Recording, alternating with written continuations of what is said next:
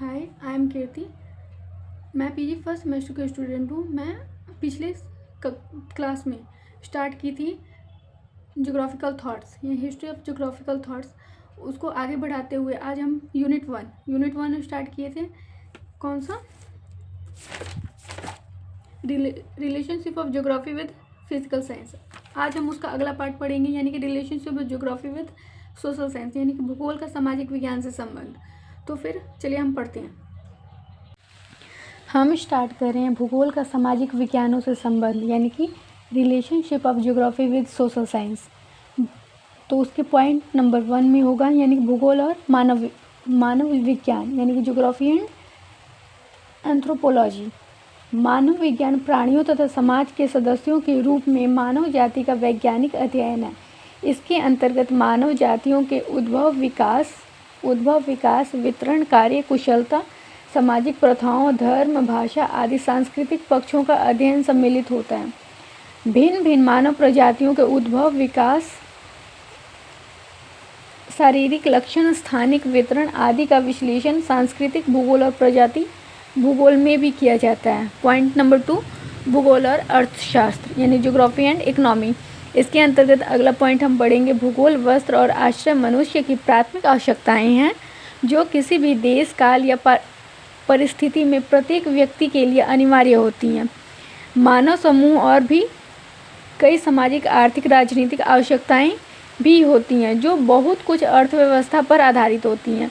अर्थव्यवस्था का अध्ययन करना अर्थशास्त्र का मूल विषय है। आर्थिक भूगोल में विभिन्न प्रकार की आर्थिक क्रियाओं का वितरण, प्रतिरूपों का अध्ययन किया जाता है।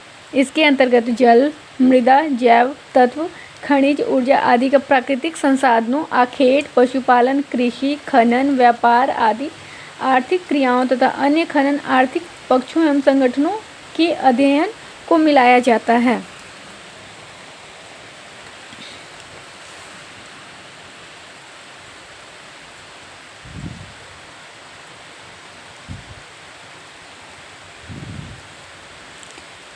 भूगोल और समाजशास्त्र। अगला पॉइंट है भूगोल और समाजशास्त्र, यानी कि ज्योग्राफी एंड सोशियोलॉजी।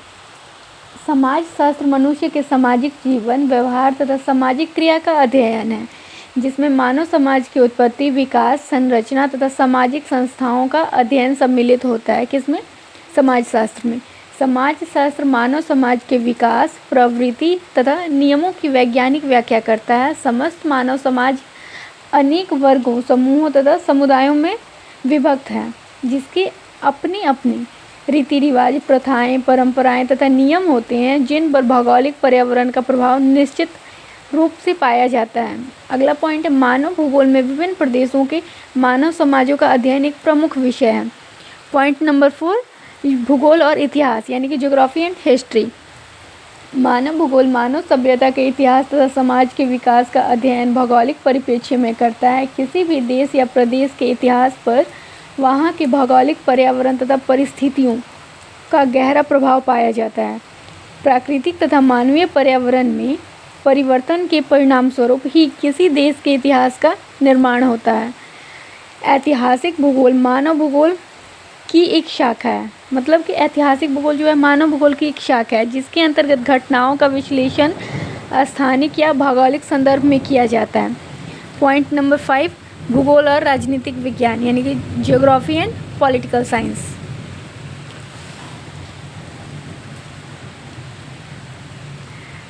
राजनीति विज्ञान का केंद्र बिंदु शासन व्यवस्था है। अध्ययन में इसमें विभिन्न राष्ट्रों एवं राज्यों की शासन प्रणालियों, सरकारों, अंतर्राष्ट्रीय संबंधों आदि का अध्ययन किया जाता है। पॉइंट नंबर 6 है भूगोल और सैन्य विज्ञान, यानी कि ज्योग्राफी एंड मिलिट्री साइंस।